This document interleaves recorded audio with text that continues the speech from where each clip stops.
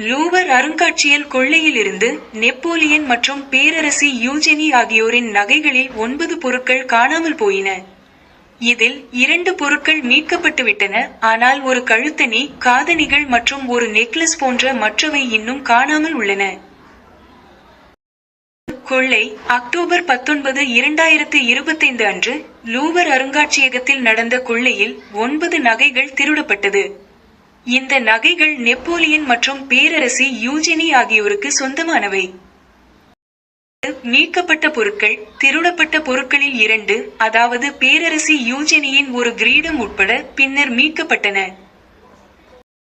காணாமல் போன பொருட்கள் மீதமுள்ள 7 பொருட்கள், ஒரு கழுத்தணி, காதணிகள், ஒரு நெக்லஸ், ஒரு பதக்கம் போன்ற பொருட்கள் இன்னும் காணாமல் உள்ளன. பொருள் மதிப்பு திருடப்பட்ட பொருட்களில் 1 மட்டும் $1 மில்லியன் அதிகமான மதிப்புடைய வைரங்கள் பதிக்கப்பட்ட ஒரு பொருள்.